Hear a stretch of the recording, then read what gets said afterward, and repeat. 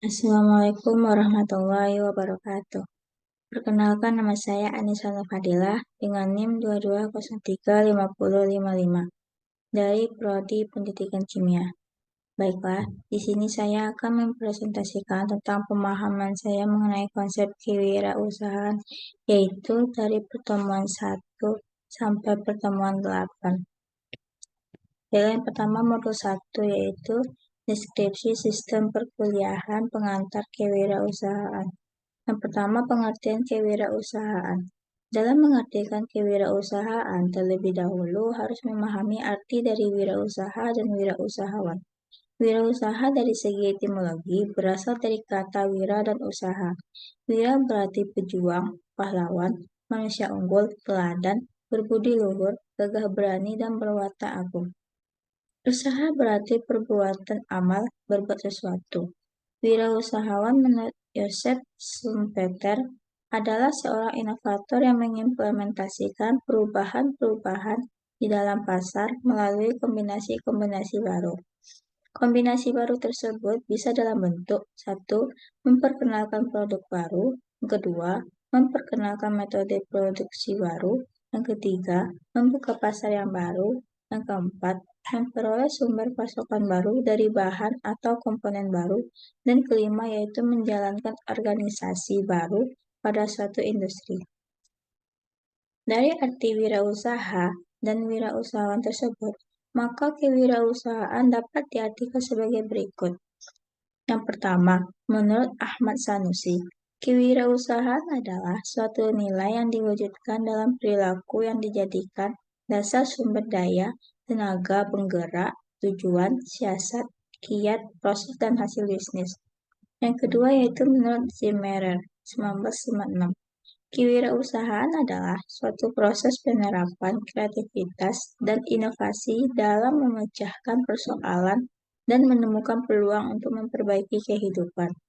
Yang ketiga yaitu, kewirausahaan adalah semangat, sikap, perilaku, dan kemampuan seseorang dalam menangani usaha atau kegiatan yang mengarah pada upaya mencari, menciptakan, serta menerapkan cara kerja, teknologi, dan produk baru dengan meningkatkan efisiensi dalam rangka memberikan pelayanan yang lebih baik dan atau memperoleh keuntungan yang lebih besar. Melalui pengertian tersebut, terdapat 4 ciri yang dimiliki oleh seorang wirausahawan, yaitu yang pertama, proses berkreasi, yakni mengkreasikan sesuatu yang baru dengan menambahkan nilainya. Yang kedua, komitmen yang tinggi terhadap penggunaan waktu dan usaha yang diberikan. Semakin besar fokus dan perhatian yang diberikan dalam usaha ini, maka akan mendukung proses kreasi yang akan timbul dalam kewirausahaan. Yang ketiga, memperkirakan risiko yang mungkin timbul. Yang keempat, memperoleh reward. Dalam hal ini, reward yang terpenting adalah independen atau kebebasan yang diikuti dengan kepuasan pribadi. Sedangkan reward berupa uang biasanya dianggap sebagai suatu bentuk derajat kesuksesan usahanya. Yang kedua yaitu perkembangan kewirausahaan. Istilah entrepreneur lahir di dunia barat, yang menurut sejarah awalnya dipergunakan oleh Richard Cantillon tahun. Entrepreneur diartikan sebagai memberi jasa-jasa faktor produksi dengan harga tertentu. Dengan suatu pengertian untuk menjual hasilnya tersebut dengan harga-harga yang tidak pasti di masa yang akan datang.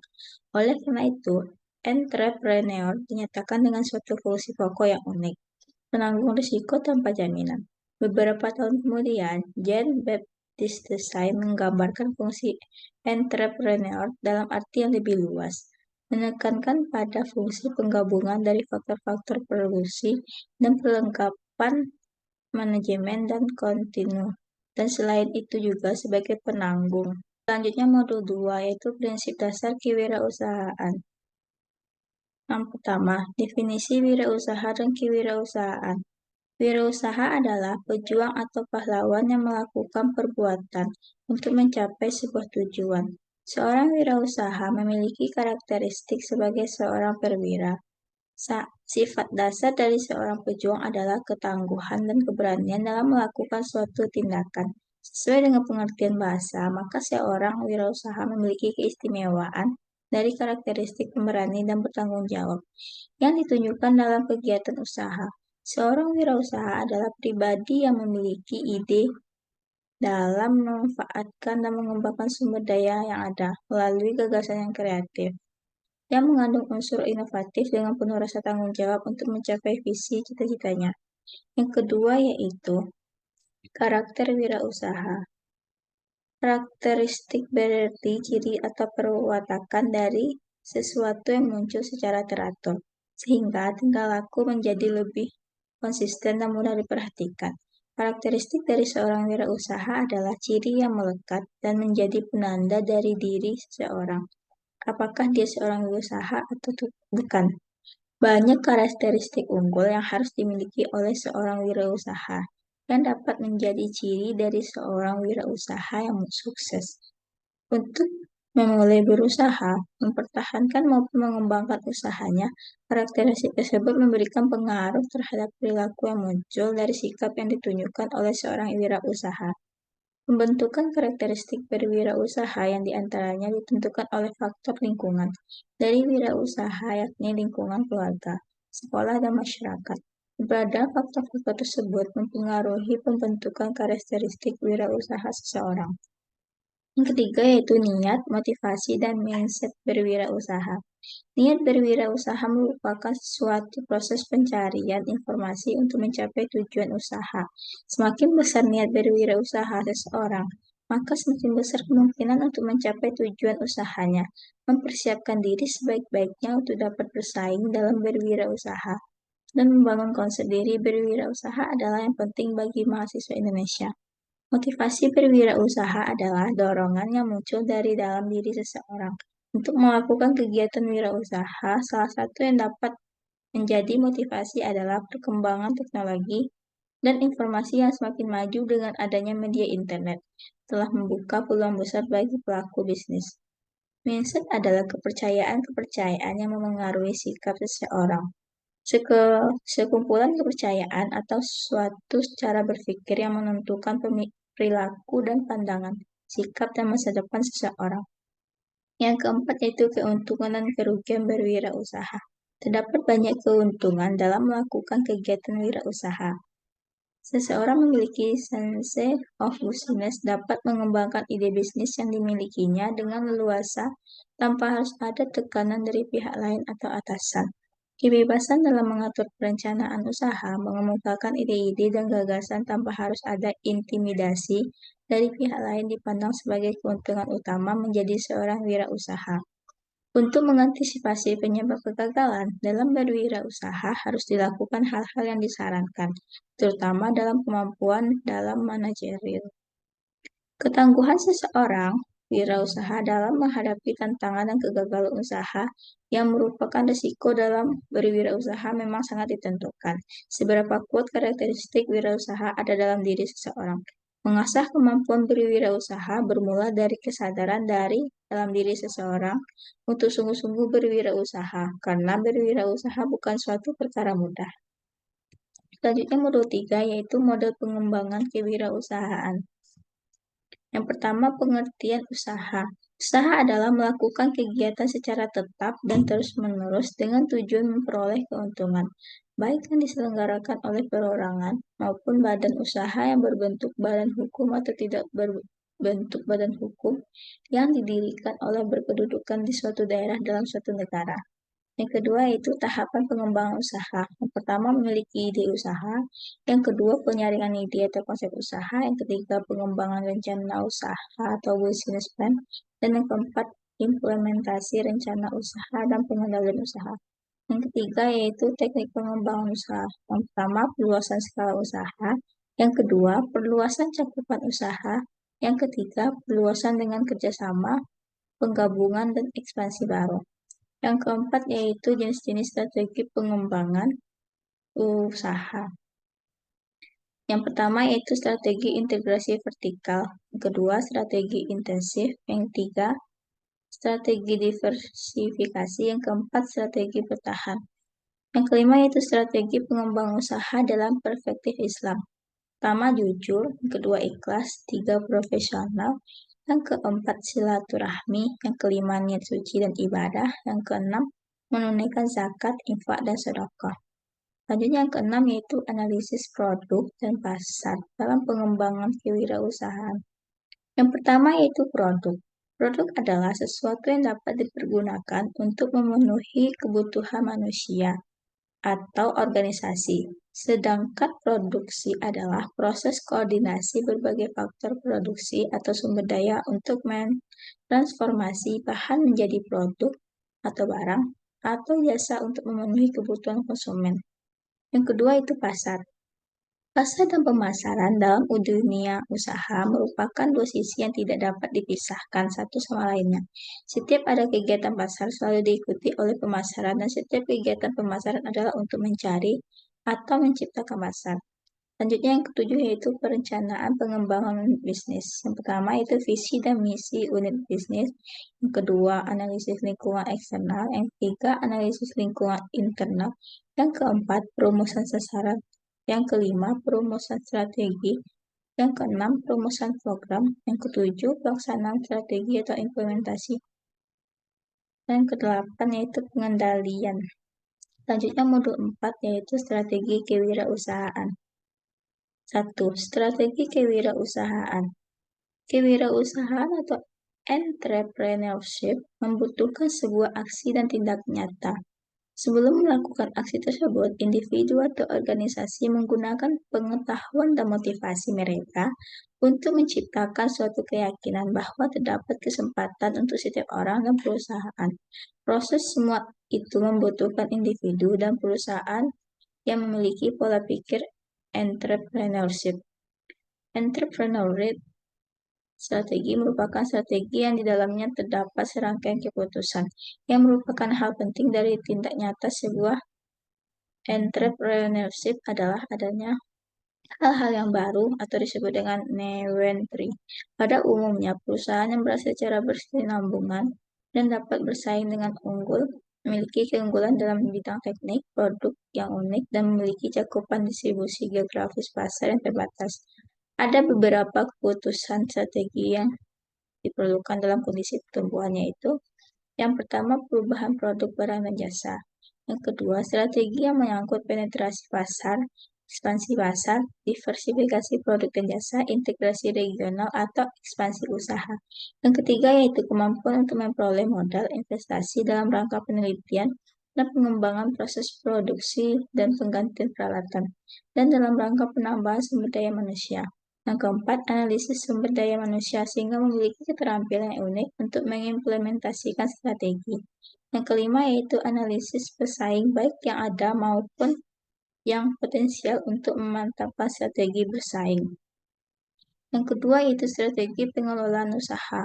Berbisnis tak cukup hanya modal untung-untungan saja. Lebih dari itu, sifat profesionalisme dalam bekerja dan pantang menyerah haruslah menjadi pegangan yang tertanam kokoh pada jiwa-jiwa entrepreneur. Ada pola manajemen dan strategi usaha yang harus dipelajari, dipraktekkan lalu terus-menerus dievaluasi. Manajemen usaha atau business management adalah proses perencanaan, pengorganisasian, memimpin staf, dan mengendalikan kegiatan berbagai sumber daya dalam organisasi melalui usaha manusia sistematik, terkoordinasi dan kooperatif untuk mencapai tujuan organisasi. Yang ketiga yaitu teknik dan strategi pemasaran. Pemasaran yaitu kegiatan meneliti kebutuhan dan keinginan konsumen, menghasilkan barang dan jasa sesuai dengan kebutuhan dan keinginan konsumen, menentukan tingkat harga, mempromosikannya agar produk dikenal konsumen, dan mendistribusikan produk ke tempat konsumen. Tujuan pemasaran adalah bagaimana barang dan jasa yang dihasilkan disukai, dibutuhkan, dan dibeli oleh konsumen. Perencanaan pemasaran meliputi beberapa langkah, yaitu yang pertama menentukan kebutuhan dan keinginan pelanggan, yang kedua memilih pasar sasaran khusus. Ada 3 jenis pasar sasaran khusus, yaitu pasar individual serta pasar khusus. Segmentasi pasar menempatkan strategi pemasaran dalam persaingan. Ada 6 strategi pemenuhan permintaan dari lingkungan, yaitu berorientasi pada pelanggan, kualitas, kenyamanan, inovasi, kecepatan, atau penempatan produk yang respon keinginan konsumen, dan pelayanan dan kepuasan pelanggan. Yang keempat yaitu strategi pemasaran bagi usaha baru. Yang pertama yaitu penetrasi pasar dengan memperbesar volume penjualan dan periklanan. Yang kedua itu pengembangan pasar, peningkatan penjualan dengan pengenalan produk pada pasar baru. Yang ketiga, pengembangan produk, modifikasi produk yang sudah ada untuk meningkatkan penjualan. Yang keempat, segmentasi pasar, pemasaran produk berdasarkan segmentasinya. Kiat pemasaran usaha baru yaitu yang pertama, peluang usaha pasar, selanjutnya barang dan jasa apa yang paling dibutuhkan konsumen, selanjutnya berapa banyak yang mereka butuhkan, dan kualitas mana yang paling tepat, berapa banyaknya, tempat yang tepat, banyak barang yang dibutuhkan, dan target yang hendak dicapai. Selanjutnya, teknik pengembangan usaha. Yang pertama itu pengembangan skala ekonomis. Dengan menambah skala produksi, tenaga kerja, teknologi sistem distribusi, dan tempat usaha. Kedua yaitu perluasan cakupan usaha. Dengan menambah jenis usaha baru, produk dan jasa baru yang sekarang diproduksi, serta teknologi yang berbeda. Yang kelima yaitu strategi pengembangan usaha. Secara bahasa, strategi berasal dari kata strategi, yang berarti menurut siasat atau rencana, dan strategi yang berarti ilmu siasat. Menurut istilah, strategi adalah rencana yang cermat mengenal kegiatan untuk mencapai sasaran khusus. Strategi adalah bagaimana menggerakkan pasukan ke posisi paling menguntungkan sebelum pertempuran aktual dengan musuh, sebagaimana dikutip oleh Early Swandy, Perencanaan Pajak. Menurut John N. Gload, strategi merupakan arus keputusan dan tindakan yang mengarah kepada perkembangan suatu strategi yang efektif untuk membantu mencapai sasaran perusahaan. Selanjutnya modul 5 yaitu etika bisnis dalam wirausaha. Yang pertama yaitu etika dan norma bisnis. Etika bisnis dan moral dalam berbisnis merupakan salah satu aspek yang harus mendapatkan perhatian yang serius dalam upaya mengelola suatu kegiatan bisnis, karena hal ini akan mampu menjamin kepercayaan secara loyalitas dari seluruh unsur yang berpengaruh terhadap perusahaan atau stakeholder, yang berarti sangat menentukan maju mundurnya suatu perusahaan. Menurut Zimmerer, etika bisnis adalah suatu kode etik perilaku pengusaha berdasarkan nilai-nilai moral dan norma yang menjadikan tuntunan dalam membuat keputusan dan dalam memecahkan persoalan-persoalan yang dihadapi. Hal ini mengingat bahwa antara perusahaan dengan stakeholders merupakan dua pihak yang saling memengaruhi. Menurut Zimmerer, kelompok-kelompok stakeholders yang dapat mengaruhi keputusan bisnis mencakup: pertama, para pengusaha dan mitra usaha. Yang kedua, petani dan perusahaan pemasok bahan baku. Tiga, organisasi pekerja yang mewakili pekerja. Keempat, pemerintah yang mengatur kelancaran aktivitas usaha. Yang kelima, bank penyandang dana perusahaan. Yang keenam, investor penanaman modal. Yang ketujuh, masyarakat umum yang dilayani. Dan ke-8 yaitu pelanggan yang memberi produk. Selanjutnya 2, prinsip-prinsip etika dan perilaku bisnis. Menurut pendapat Michael Josephson yang dikutip oleh Zimmerer, secara universal ada 10 poin prinsip etika yang mengarahkan perilaku, yaitu: pertama, kejujuran, kedua, integritas, tiga, memelihara janji, keempat, kesetiaan, 5, kewajaran atau keadilan, 6, suka membantu orang lain, yang ketujuh, hormat kepada orang lain, 8, warga negara yang bertanggung jawab, 9, mengejar keunggulan, dan terakhir yaitu dapat dipertanggungjawabkan. Selanjutnya yang ketiga yaitu cara-cara mempertahankan standar etika. Yang pertama, ciptakan kepercayaan perusahaan. Kedua, kembangkan kode etik. Tiga, jalankan kode etik secara adil dan konsisten. 4, lindungi hak perorangan. 5, adakan pelatihan etika. 6, lakukan audit etika secara periodik. 7, pertahankan standar yang tinggi tentang tingkah laku, jangan hanya aturan. 8, hindari contoh etika yang tercela setiap saat. 9, ciptakan budaya yang menekankan komunikasi dua arah. 10, libatkan karyawan dalam mempertahankan standar etika. Selanjutnya yang keempat yaitu tanggung jawab perusahaan. Selain etika, yang tidak kalah pentingnya adalah pertanggungjawaban sosial perusahaan. Menurut Ronald J. Ebert dan Ricky M. Griffin, etika sangat berpengaruh pada tingkah laku individual. Menurut Zimmer, ada beberapa macam pertanggungjawaban perusahaan, yaitu 1. Tanggung jawab terhadap lingkungan. 2. Tanggung jawab terhadap karyawan. Menurut Zimmer, tanggung jawab perusahaan terhadap karyawan dapat dilakukan dengan cara yang pertama, dengarkan para karyawan dan hormati pendapat mereka. Yang kedua, minta input kepada karyawan. 3. Berikan umpan balik yang positif maupun negatif. Yang keempat, ceritakan selalu kepada mereka tentang kepercayaan. Kelima, biarkan mereka mengetahui sebenar-benarnya apa yang mereka harapkan. Keenam, berikan imbalan kepada karyawan yang bekerja dengan baik. Ketujuh, beri kepercayaan kepada karyawan. Selanjutnya, tiga, tanggung jawab terhadap pelanggan. Tanggung jawab sosial perusahaan terhadap pelanggan menurut Ronald J. Ebert ada dua kategori, yaitu menyediakan barang dan jasa yang berkualitas. Yang kedua, memberikan harga produk dan jasa yang adil dan wajar. Menurutnya ada 4 hak pelanggan, yaitu 1. Hak untuk mendapatkan produk yang aman. Kedua, hak untuk mendapatkan informasi segala aspek produk. 3. Hak untuk didengar. 4. Hak untuk memilih apa yang akan mereka beli. Sedangkan menurut Zimmerman, hak-hak pelanggan yang harus dilindungi meliputi 5, yaitu hak keamanan, hak untuk mengetahui, hak untuk didengar, hak atas pendidikan, dan hak untuk memiliki. Selanjutnya yang keempat, tanggung jawab terhadap investor. Tanggung jawab perusahaan terhadap investor adalah menyediakan pengembalian return investasi yang menarik, diantaranya dengan memaksimumkan laba. Selain itu, perusahaan juga bertanggung jawab untuk melaporkan kinerja keuangan kepada investor akurat dan secepat mungkin. Kelima, tanggung jawab terhadap masyarakat. Perusahaan harus bertanggung jawab terhadap masyarakat sekitarnya. Misalnya menyediakan pekerjaan dan menciptakan kesehatan dan menyediakan berbagai kontribusi terhadap masyarakat yang berada di lokasi tersebut. Selanjutnya, modul 6 yaitu kewirausahaan sosial. Yang pertama yaitu konsep dan prinsip wirausaha sosial. Kewirausahaan sosial adalah disiplin ilmu yang menggabungkan antara kecerdasan berbisnis, inovasi, dan tekad untuk maju ke depan.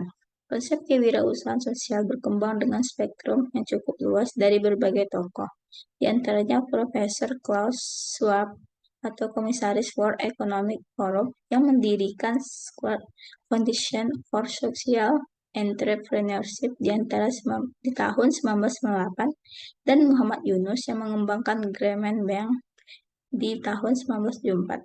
Dua, yaitu wirausaha sosial antara perspektif bisnis dan perspektif sosial. Definisi wirausaha sosial pada dasarnya diturunkan dan diintegrasi dua konsep, yaitu wirausaha dan sosial.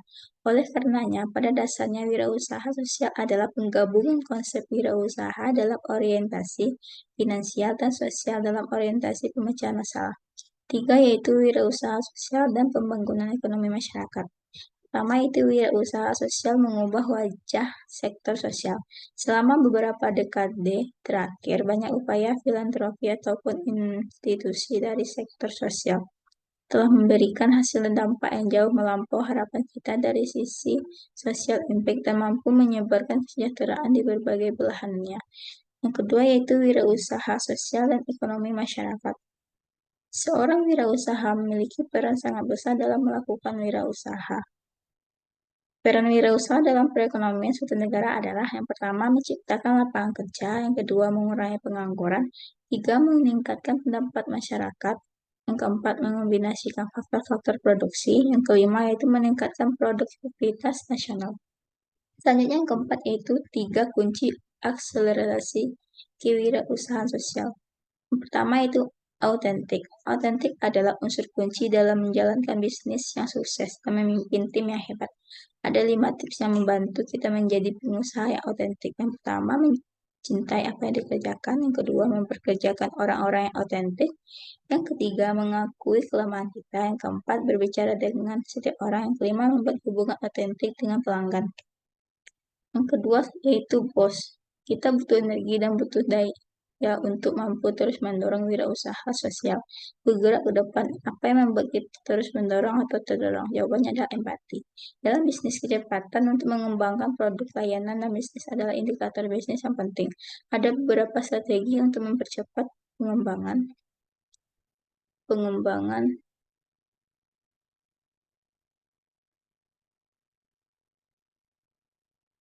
produk, layanan, dan bisnis adalah indikator bisnis yang penting. Ada beberapa strategi untuk mempercepat pengembangan produk, layanan, dan atau wirausaha sosial kita, antara lain dapatkan ide yang tepat, menyimbangkan rencana dengan sumber daya, memetakan rencana pengembang proyek, memanajemenkan risiko. Ketiga itu kreativitas menjadi hal yang sangat penting dalam wirausaha sosial. Tanpa kreativitas kita akan melakukan apa yang wirausaha lain bisa lakukan dan kita berada dalam kerumunan yang melelahkan. Kreativitas mengarah pada percepatan dengan cara yang pertama menciptakan ide-ide baru untuk keunggulan kompetitif, yang kedua memikirkan cara-cara baru mengembangkan produk Anda dan meningkatkan bisnis, tiga memikirkan hal yang tidak terfikirkan, yang keempat menemukan pola serupa di bidang yang lain, yang kelima yaitu mengembangkan baru melalui kreativitas dan kewirausahaan, yang keenam menciptakan ide-ide baru untuk keunggulan kompetitif, yang tujuh memikirkan cara-cara baru untuk mengembangkan produk Anda dan meningkatkan bisnis, yang delapan memikirkan hal yang tidak terfikirkan, sembilan menemukan pola serupa di bidang yang lain, 10 mengembangkan sel baru melalui kreativitas dan kewirausahaan. Selanjutnya yang terakhir yaitu modul 7, transportasi kebijakan ekonomi di era industri 4. Modul 7 yaitu transformasi kebijakan ekonomi di era industri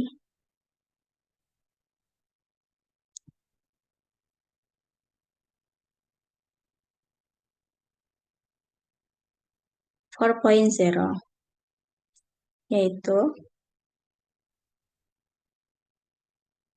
yang pertama, revolusi industri 4.0 sebagai tantangan baru bagi industri. Selain tantangan ekonomi, saat ini juga terdapat tantangan industri 4.0 yang menuntut transportasi ekonomi secara komprehensif. Selanjutnya yaitu kebijakan reformasi agraria dan keberpihakan terhadap rakyat, yaitu ada dua. RA dilakukan melalui legalisasi aset tanah masyarakat, dan RA bukan hanya dibagi-bagi lahan, tapi juga diberikan program pemberdayaan ekonomi. Selanjutnya, perbaikan iklim usaha, yaitu perbaikan iklim usaha diperlukan untuk meningkatkan investasi sebagai satu pilar pertumbuhan ekonomi di era revolusi industri 4.0. Selanjutnya, insentif fiskal. Dalam rangka lebih mendorong peningkatan nilai investasi di Indonesia, diperlukan perluasan sektor dan KBLI yang diberikan fasilitas tax holiday serta proses penyederhanakan untuk mendapatkan tax holiday sesuai online single submission. Dan yang terakhir yaitu sehingga dicapai investasi dan memperkokoh sektor di industri dari hulu ke hilir melalui luasan cakupan sektor usaha dan KBLI industri pionir dan kawasan ekonomi khusus yang dapat diberikan fasilitas tax holiday dan meningkatkan kecepatan dan kemudahan dalam proses pengajuan dan pemberian fasilitas tax holiday. Baiklah, sekian presentasi dari saya. Jika ada kesalahan, mohon maaf. Assalamualaikum warahmatullahi wabarakatuh.